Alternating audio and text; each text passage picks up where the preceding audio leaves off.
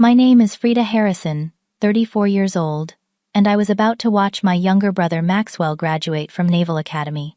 After years of estrangement, I arrived in my dress uniform, heart pounding with hope for reconciliation. But when I approached the entrance, the security guard frowned. "I am sorry, ma'am, you are not on the list." My brother Maxwell appeared, glancing at the guest list. "She is not even on the list," he laughed dismissively. Before I tell you what happened next, let me know where you are watching from, and subscribe if stories about family vindication inspire you. Growing up in Portland, our family dynamic was clear from the beginning. Excellence was not just encouraged, but expected, especially by my father William, a retired Navy captain, and my mother Eleanor, who had sacrificed her own military aspirations to raise children. But the expectations were never equal between Maxwell and me.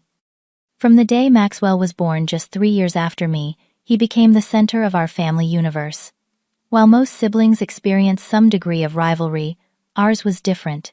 It was not that my parents did not love me, but rather that they had different visions for us. For Maxwell, they envisioned medals, command positions, and a distinguished military career. For me, they suggested teaching, nursing, or perhaps administrative roles that they deemed more suitable for a daughter. Freda set the table for dinner, my mother would call, while Maxwell sat undisturbed with his studies. "Your brother needs to focus on his physics homework. The Naval Academy has high standards." This was our routine, even though I maintained a perfect 4.0 GPA throughout high school and expressed interest in naval service from the age of 12. My father would pat me on the head when I mentioned following in his footsteps. "The military is tough for women, Freda," he would say. "Maxwell has the temperament for it. You should consider something that plays to your strengths." My strengths apparently did not include leadership, strategy, or service, despite being captain of the debate team and organizing community service initiatives that earned recognition from the mayor. One particular dinner stands out in my memory. I was 16 and Maxwell 13. I had just won a regional essay contest on national security challenges, earning a scholarship opportunity and invitation to a summer program at Georgetown.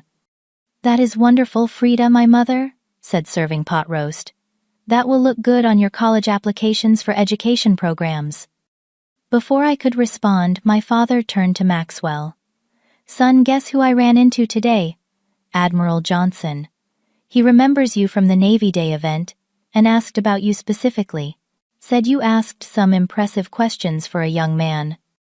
Maxwell beamed, and the conversation shifted entirely to his potential military career path for the next 40 minutes. My achievement gathered dust like an unwanted ornament. When I turned 18, I made my decision. Without consulting my parents, I enlisted in the Navy. Not through officer candidate school as my father would have preferred for Maxwell, but as an enlisted sailor. I wanted to earn my way from the ground up. The fallout was significant. My mother cried for days. My father lectured me about wasting potential and making impulsive decisions. Maxwell watched from the sidelines, confused by the intensity of their reaction to my choice when military service was so valued in our family. "You will wash out within 6 months," my father predicted during our last conversation before I shipped out to boot camp. "The enlisted ranks are not what you think, Freda. You are being stubborn for no reason." I left with those words ringing in my ears, determined to prove him wrong, but deeply hurt by the lack of support. Meanwhile, Maxwell followed the golden path laid out for him. Princeton undergraduate degree internships with congressional defense committees, and finally the Naval Academy officer training program that my parents had always envisioned. Each Christmas and Thanksgiving brought updates of his accomplishments, while questions about my service were perfunctory at best. "Are you still enjoying the Navy, Freda?" my mother would ask, already turning toward Maxwell to hear about his latest achievement before I could fully answer. Over 10 years, our communication dwindled to obligatory holiday calls and the occasional email. I sent cards for birthdays and achievements. They sent generic holiday greetings addressed to Freda and colleagues, as if unsure whether I had friends or a life they should acknowledge. The invitation to Maxwell's graduation ceremony arrived 3 weeks before the event, an electronic notification that appeared to be sent to a bulk list of contacts. The personal note attached read, simply, "Family should be present for important moments. There will be a reception afterward, at the Colonial Restaurant. Business attire required." Business attire.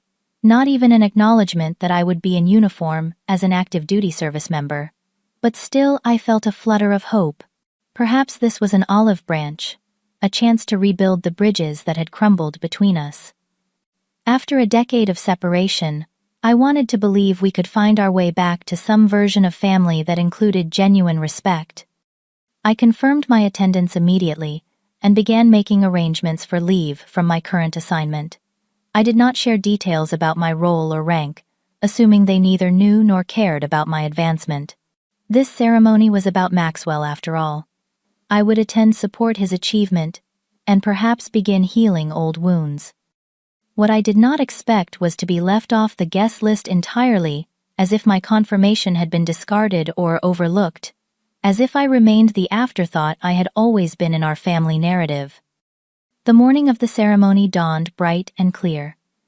I awoke in my hotel room near the Naval Academy, watching the sunrise paint the sky in shades of gold and pink.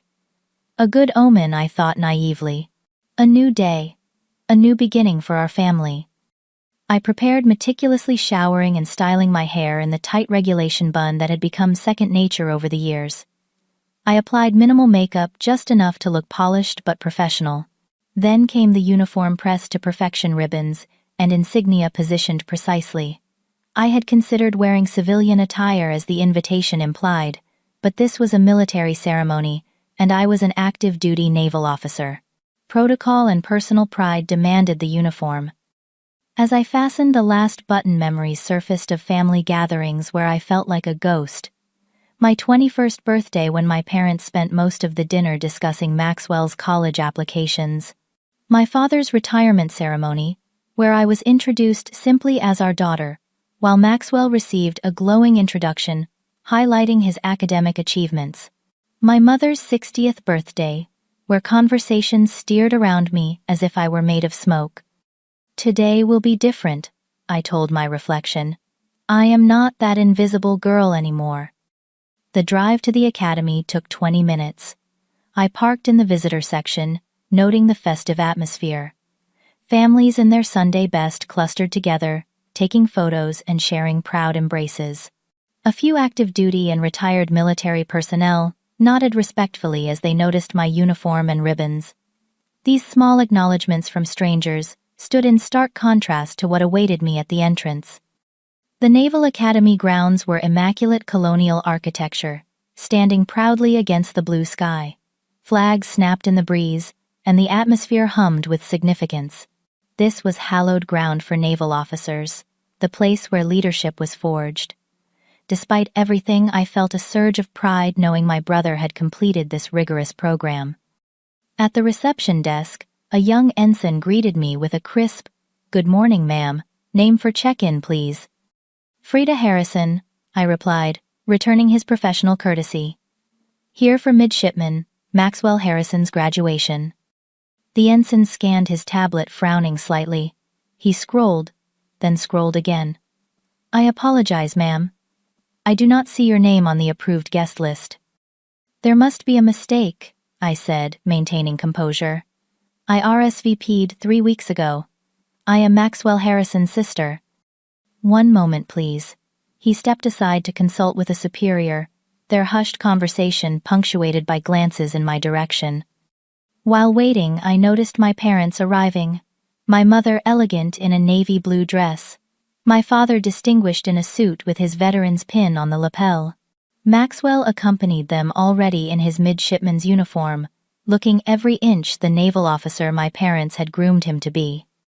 The security guard approached them briefly, then pointed in my direction.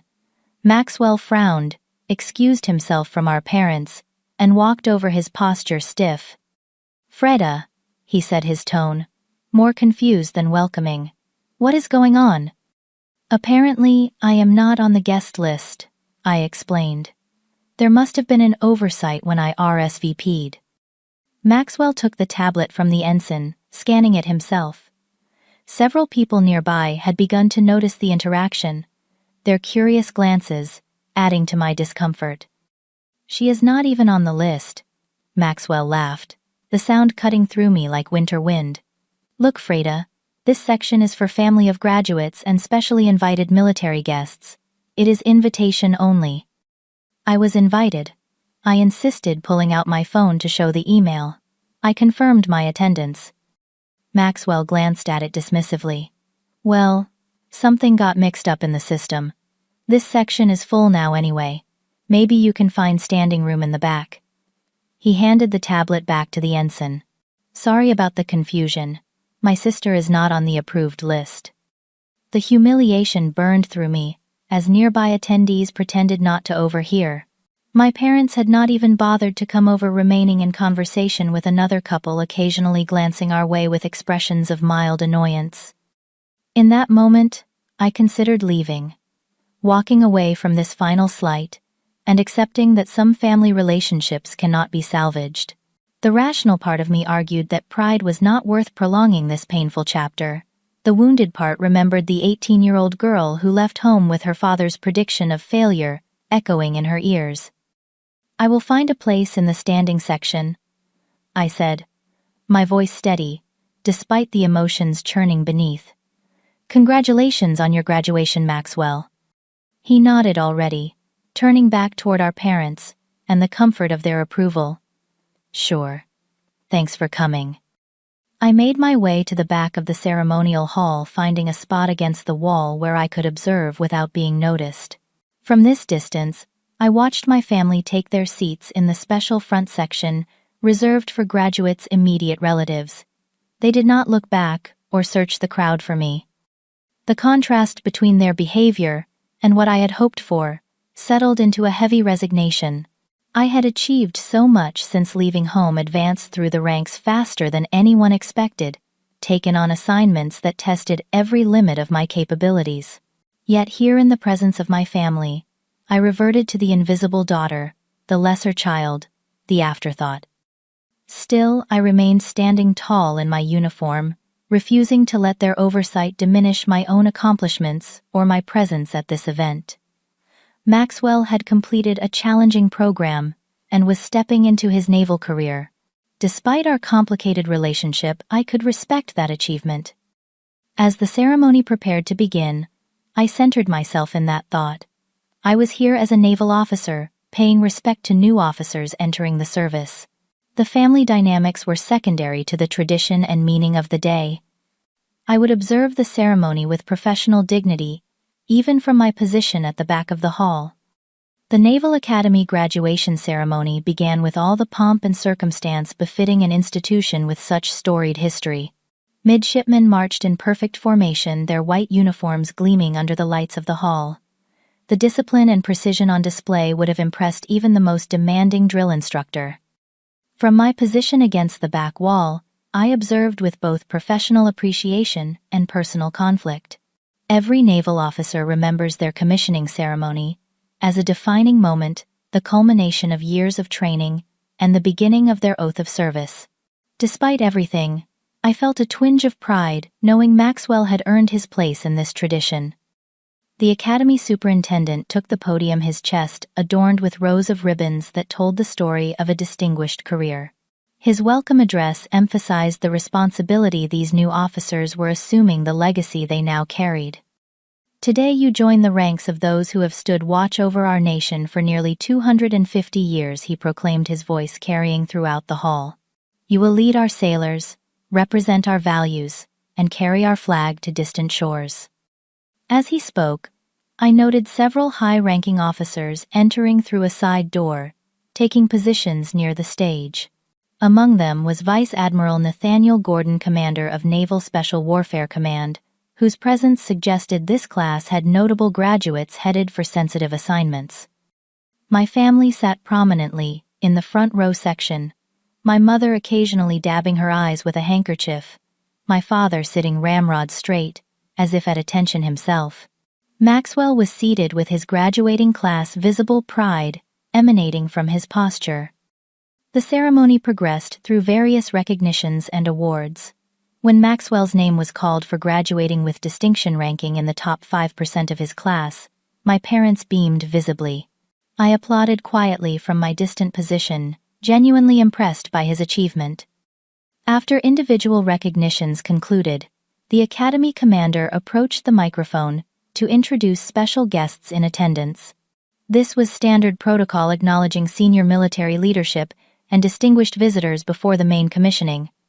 We are honored today by the presence of several distinguished guests. He began listing various dignitaries and senior officers. I listened with polite interest, expecting nothing relevant to me personally.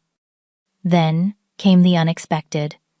We are particularly honored to have with us today Rear Admiral Freda Harrison, recently promoted following her successful command of Special Naval Intelligence Operation Clearwater. Admiral Harrison is also the sister of Midshipman Maxwell Harrison, graduating today. A murmur rippled through the crowd as hundreds of heads turned, searching the audience. I remained frozen in place, unsure how to respond. My carefully maintained anonymity within my family suddenly stripped away without warning. Vice Admiral Gordon stood from his seat near the stage, scanning the crowd until his eyes found me at the back of the hall.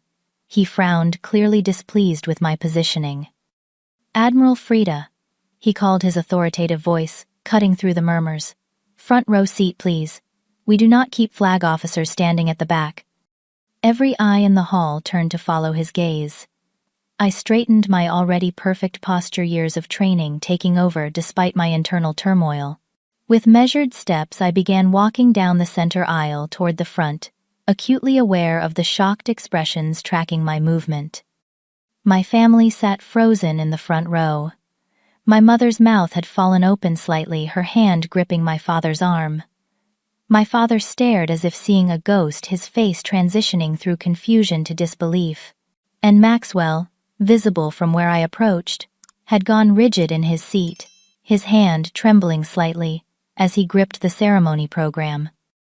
The truth that I had never shared with them was now crashing down in the most public way possible. After years of being dismissed as the family disappointment, my achievement was being announced to hundreds of people, including my stunned family. Junior officers scrambled to make space in the front row, a seat quickly vacated and offered to me with deference I had grown accustomed to, but which clearly shocked onlookers familiar with my family. As I took my seat just 2 spaces away from my parents, the Academy commander continued, as if this disruption were perfectly normal. "Admiral Harrison's contributions to national security operations over the past 5 years have been exceptional, though many details remain classified. Her recent promotion makes her one of the youngest flag officers currently serving in naval intelligence." The ceremony resumed, but the atmosphere had fundamentally changed. Throughout the hall, whispers and glances continued as people processed the unexpected revelation. The invisible sister had returned as a rear admiral, outranking most officers in the room, including those on stage, save for a select few. Taking my seat in the front row created a surreal barrier of empty chairs between me and my family. No one moved to close the gap. My mother stared straight ahead, her earlier tears dried in shock. My father sat unnaturally still, his jaw clenched tight enough to crack walnuts. Neither acknowledged me directly, though their awareness of my presence radiated like heat. General Gordon nodded approvingly as I settled into my assigned seat, then leaned toward the Academy commander, whispering something that made both men glance in my direction. The commander nodded and made a note on his speaking cards. When the ceremony continued, additional unexpected references to my career emerged, each one deepening the chasm of silence between me and my family.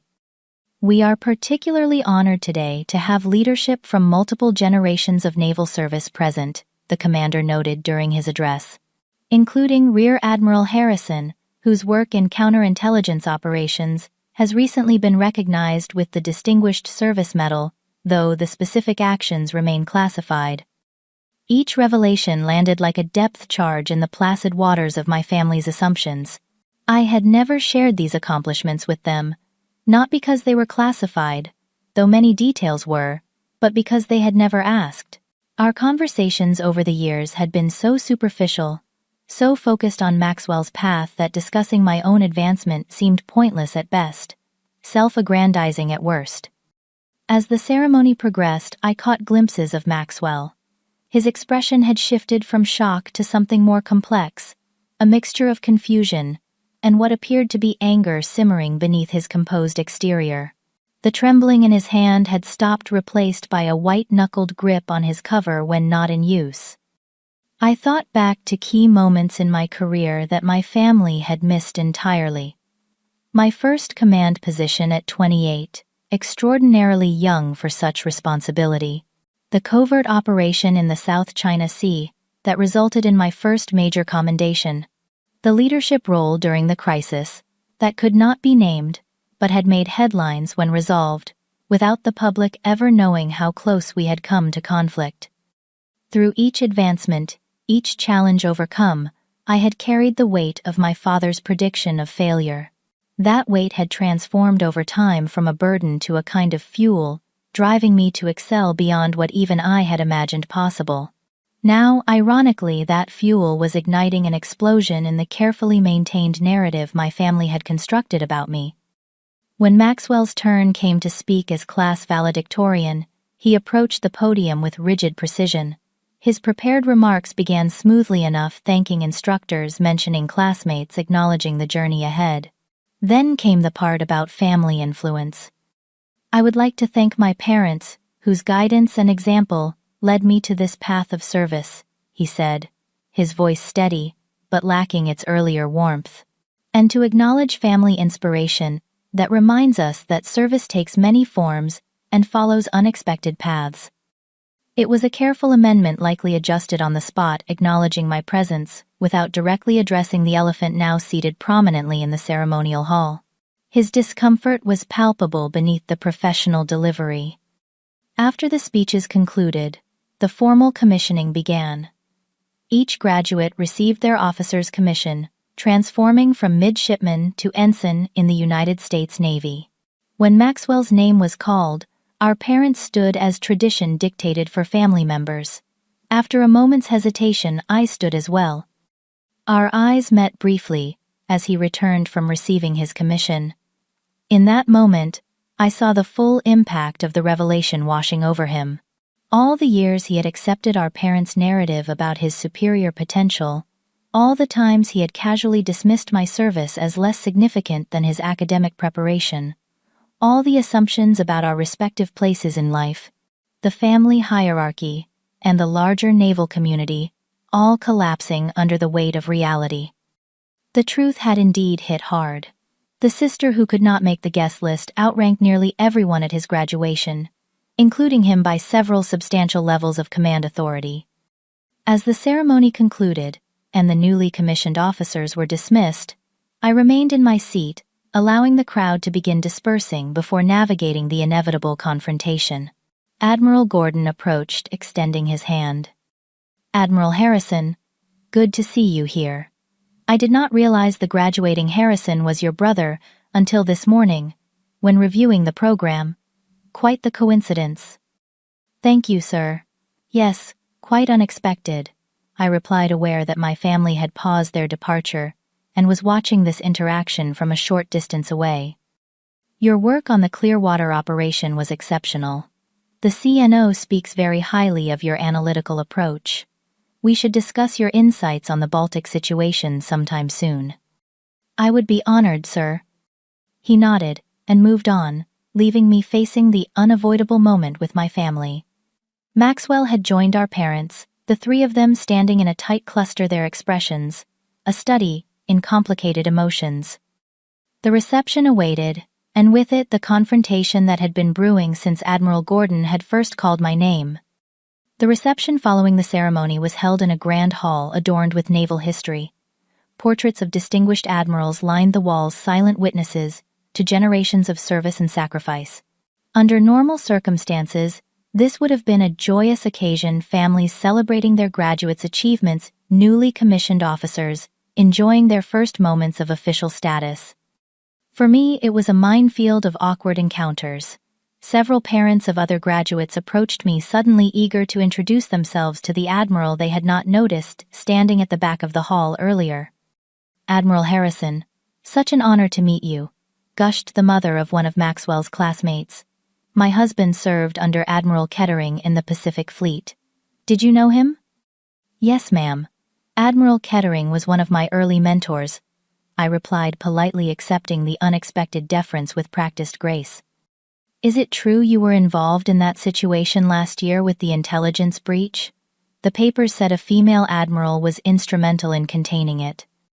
"I am afraid I cannot comment on specific operations," I said, my standard response to such inquiries. These interactions continued, each one undoubtedly observed by my family, who remained across the room in their own cluster of conversations. I noticed Maxwell growing increasingly tense, his formal smile tightening each time someone else approached me with evident respect. Eventually, he excused himself from our parents and made his way toward the refreshment table where I stood momentarily alone. His approach was direct, his newly conferred officer's bearing on full display. "Admiral," he said, the formal address carrying a bitter edge. "May I speak with you privately?" We moved to a relatively quiet corner, near a display of historic naval battle maps. For a moment neither of us spoke, the weight of unspoken history hanging between us. "You could have warned us," Maxwell finally said, his voice low but intense. "You humiliated me at my own graduation ceremony." "How exactly did I humiliate you, Maxwell?" I kept my tone neutral, genuinely curious about his perspective. "Everyone now knows. My sister outranks me by what? 5 pay grades, that I had no idea about your position or accomplishments. You made us look like fools." I made no announcement. I arrived in my correct uniform with appropriate insignia. I did not even expect to be recognized or called forward. "You could have told us before today." A simple email saying, "By the way, I am a Rear Admiral now." Was that too much to ask? The irony of his demand struck me forcefully. After years of superficial communication, after being literally left off the guest list for his graduation, he expected proactive updates about my career advancement. When exactly should I have shared this information? Maxwell. During the 30-second Christmas calls, in response to birthday cards, addressed to Freda, with no acknowledgement of my service, or perhaps when confirming my attendance. At this ceremony where I was subsequently left off the guest list entirely. His expression flickered between anger and discomfort. That was an administrative oversight. Was it? Or was it symptomatic of how I have been an afterthought in this family since you were born? Our parents had noticed our tense conversation and were making their way toward us. My mother's eyes were red-rimmed, though, whether from emotion or embarrassment remained unclear. My father walked with the same stiff bearing he had maintained throughout the ceremony. "Freda," my mother began hesitantly as they joined us. "We had no idea. All these years you never said anything about promotions or becoming an admiral. When did you ask Mom?" The question came out softer than I intended, the accumulated hurt of years seeping through. "When did any of you ask about my career beyond the most superficial inquiries that moved on before I could answer?" "That is unfair," my father interjected, finding his voice at last. "We always supported your decision to enlist." "Did you? Your last words to me before I left for boot camp were that I would wash out within 6 months. His face reddened. That was concern, not criticism. "It was a prediction of failure, Dad. One I have carried with me through every promotion, every challenge, every commendation." Maxwell shook his head. "So this was all about proving us wrong. Showing up today, as Admiral Harrison, to get revenge for perceived slights." "If I wanted revenge, Maxwell, I would have requested to present your commission personally. I would have announced my rank when confirming my attendance. I would have done anything other than stand quietly at the back of the hall until someone else recognized me." "Then why keep it secret from us? Why not share your success?" My mother's question seemed genuinely confused, as if the answer were not written in every holiday interaction, every abbreviated call, every conversation that centered on Maxwell's path while treating mine as an awkward detour. "Because you never asked," I said simply. "In 10 years, not once did any of you ask about promotions or accomplishments or challenges. You asked if I was still enjoying the Navy, as if it were a summer camp I attended rather than my career and life's purpose." A heavy silence fell between us, broken when Admiral Kettering approached, unaware of the family drama unfolding. "Harrison," he called cheerfully, then paused, looking between Maxwell and me. "Well, I suppose that is both of you now. Admiral Harrison, the CNO, was hoping to speak with you before you leave. Something about the Singapore proposal." "Thank you, Admiral. I will find him shortly," I responded. After he departed, my father stared at me with new eyes.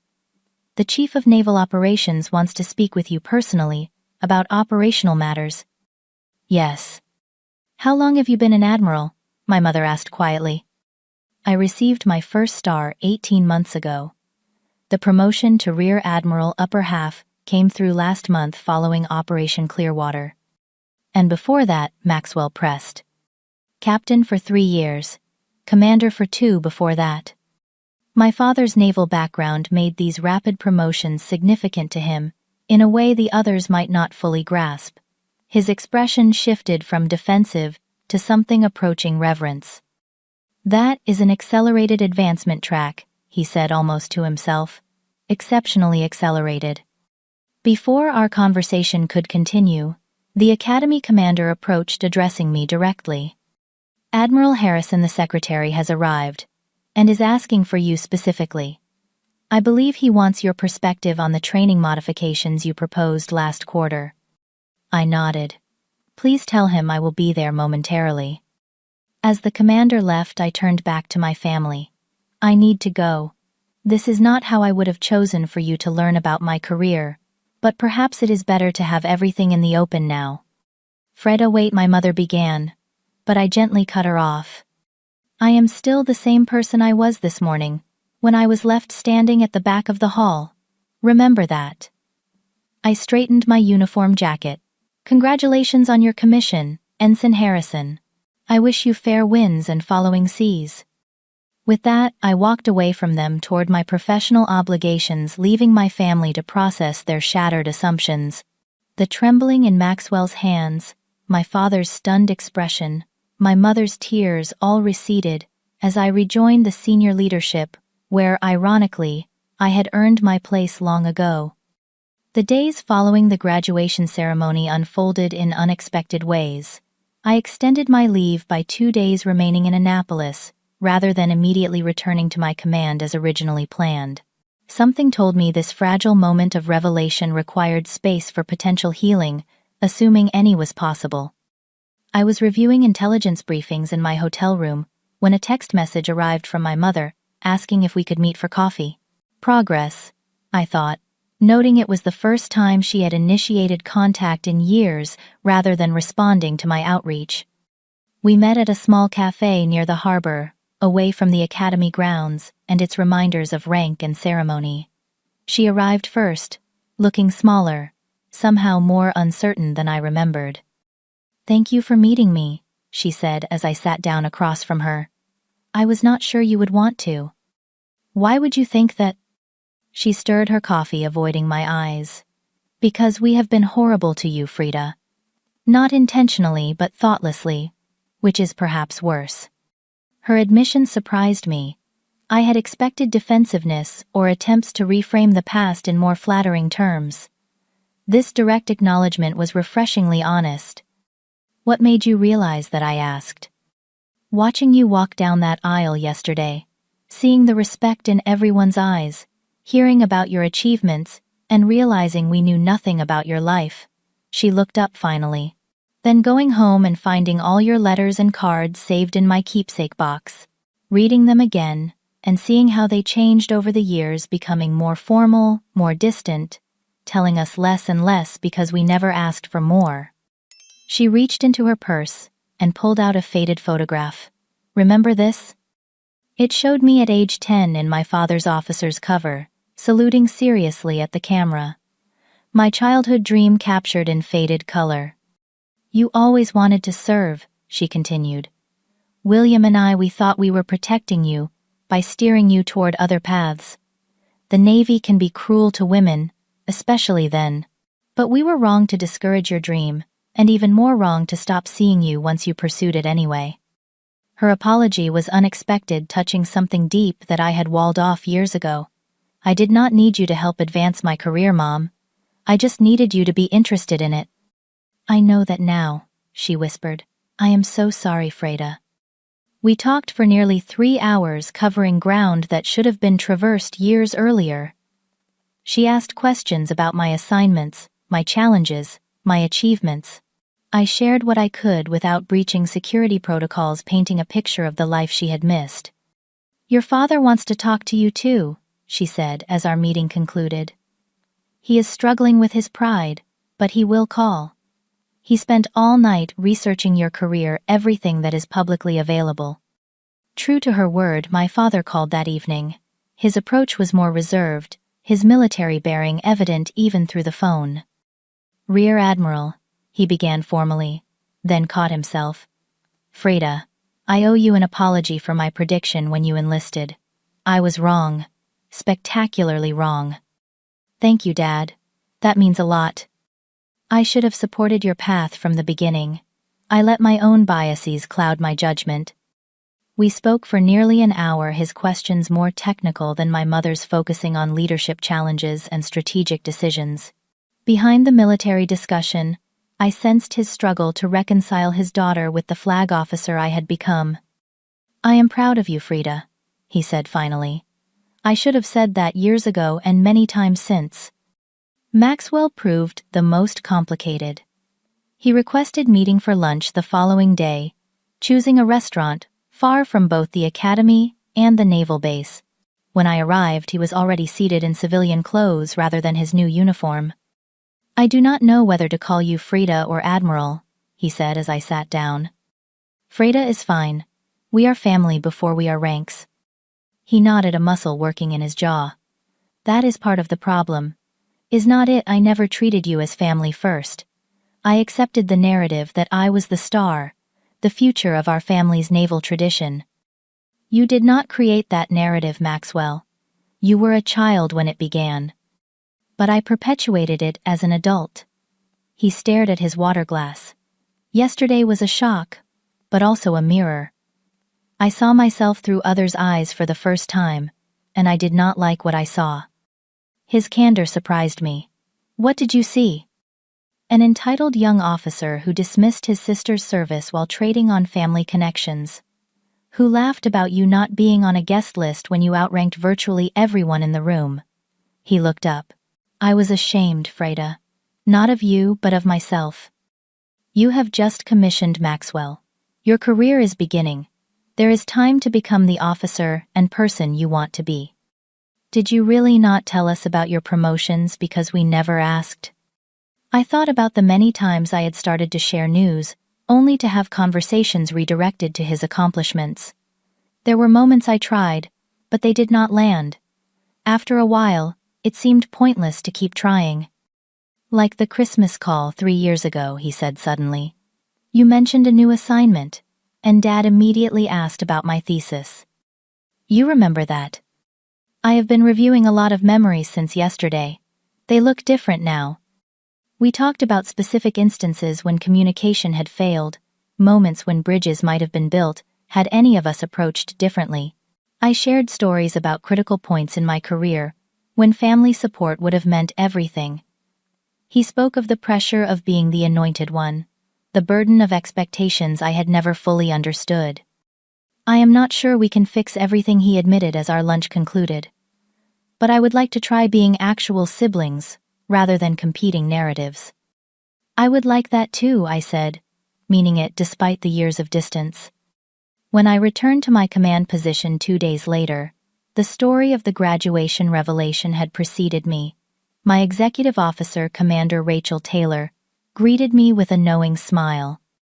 So the family finally knows they have an admiral in their midst. News travels fast, I observed. Officers gossip worse than sailors sometimes. She handed me a stack of reports. For what it is worth, I think they are lucky to have you, whether they realized it or not. Thank you, Rachel. That evening, reviewing operational plans in my office, I reflected on the whirlwind of the past week. The family I had given up on knowing me had been forced to see me clearly for the first time in decades. The pain of years could not be erased in a few conversations, but something had shifted, creating space for a new kind of relationship defined by who we actually were, rather than who they had decided I should be. Whether that space would fill with genuine connection or fade back into comfortable distance remained to be seen. But for the first time in years, I felt hopeful about the possibility of family that included real respect, not just obligation. 6 months passed quickly, filled with operational demands and the constant responsibilities of command. The changes in my family dynamic evolved gradually, but noticeably, like a ship slowly altering course toward better waters. Communication patterns shifted first. My mother began sending regular emails, asking specific questions about my work to the extent I could share. My father forwarded articles about naval intelligence, occasionally adding notes about how proud certain developments made him. Maxwell and I established a monthly video call, navigating our new relationship as both siblings and fellow officers, though separated by significant rank. When Christmas approached, I received a formal invitation to join the family gathering, rather than the perfunctory assumption of my absence that had become tradition. I arranged leave and arrived at my parents' home with carefully chosen gifts and cautious optimism. The difference was immediately apparent. In the living room, alongside the many photos of Maxwell in uniform and at various academic achievements, new frames displayed articles about my promotion and the public ceremony where I received my second star. My Naval Academy graduation photo, absent for years now, held a prominent position on the mantel. "We found it in storage," my mother explained, noticing my surprise. "It belongs with the family, not in a box." My father had created a shadow box, displaying the public commendations I had received, positioned beside his own service medals. This visual acknowledgement of my service meant more than any words could express. Maxwell arrived last, having driven from his first posting as an ensign aboard the USS Lincoln. His greeting was warm, the competitive edge that had defined our relationship notably absent. During dinner, when conversation turned to naval matters, he actively deferred to my experience on several points, a small but significant recognition of our respective positions. Freda was explaining to me last month about command decision frameworks, he told our parents. It completely changed how I approach my division responsibilities. These small acknowledgments accumulated throughout the holiday, creating a new family narrative where both children had value, both paths deserved respect. The healing was not complete, perhaps never would be entirely, but the worst wounds had begun to close. The most profound change became evident during a private conversation with my father as we stood on the back porch watching snow fall gently in the garden. "I never told you why I predicted you would fail in the Navy," he said, suddenly breaking a comfortable silence. "I assumed it was because you thought women could not succeed in military service." He shook his head. "It was because I saw myself in you, Freda. The same determination, the same strategic mind, the same unwillingness to accept limitations." He looked at me directly. "I was afraid you would face the barriers I did, but multiplied because of your gender. I thought I was protecting you by discouraging you. Instead, you became my first barrier," I observed without rancor. "Yes," he acknowledged. "The very thing I feared becoming. I am sorry for that more than I can express." "I forgive you, Dad. And maybe you were right in one way. Having to overcome your doubt prepared me for doubters throughout my career." He smiled sadly, a silver lining I never intended. Beyond my biological family, my relationships with my chosen family in the military had also strengthened. Commander Rachel Taylor had become both a trusted colleague and friend, someone who knew my capabilities without the distorting lens of childhood history. Your brother called the command center last week. She mentioned during a rare quiet moment between operations. He wanted advice on a training protocol. Did you help him? I did after thoroughly vetting his security clearance, she smiled. He seems to be working hard to establish himself on his own merits, rather than family connections. That speaks well of his character development. He is finding his way, I agreed, pleased by this independent confirmation of Maxwell's growth. As winter turned to spring, I found myself mentoring a young female lieutenant, who reminded me of myself at that stage. During one advisory session, she expressed frustration about family members who did not value her naval career. My parents keep asking when I am going to get a real job on land, she confessed. How do you handle that kind of fundamental misunderstanding of your life's purpose? I considered her question carefully, drawing on my own hard-won wisdom. For years, I sought validation from people who were not equipped to give it. I measured my worth by their recognition, which never came. The freedom arrived when I stopped needing their approval to know my own value. That sounds lonely, she observed. It was at times, but it also opened space for authentic relationships with people who could see me clearly. And eventually, it created room for my family to see me differently too when they were ready. And are they ready now? They are learning, I smiled. As am I. The deepest lesson from the graduation ceremony confrontation, and its aftermath, was not about family reconciliation, though that was precious. It was about the liberation that comes from living authentically, without contorting yourself to meet others' limited expectations. For years I had carried my father's prediction of failure as a weight.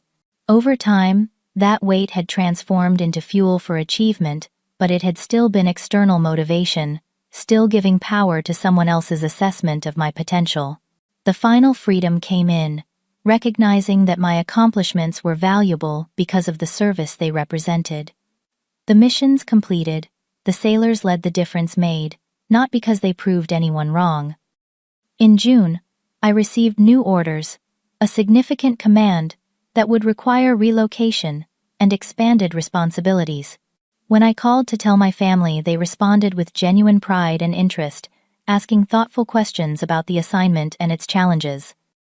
We will need to plan visits to your new location, my mother said. Perhaps around the formal change of command ceremony. I would like that, I replied, noting how different this felt from previous transitions they had barely acknowledged. As I packed my office for the move, I came across an old photograph tucked in a desk drawer taken during my first week of boot camp. The uncertain young woman in the image looked back at me across 15 years of growth, challenge, and achievement. We made it, I told her silently. Not to prove them wrong, but because this was always our path. My phone rang, a secure line indicating an important operational matter. As I answered and stepped into my authority, I carried with me the hard-won understanding that our worth never depended on others' recognition of it. The truth of who we are exists independent of whether anyone else can see it clearly. Sometimes that truth hits hard when finally revealed, shaking foundations and challenging assumptions.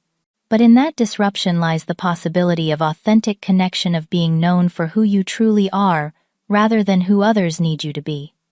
Have you ever experienced a moment when your true value was suddenly recognized after being overlooked for years? How did it change your relationships? Share your story in the comments below, and do not forget to subscribe for more real-life journeys of resilience and redemption. Thank you for listening to my story, and remember that your worth exists whether others recognize it or not. Like this video if it resonated with you, and share it with someone who might need this reminder today.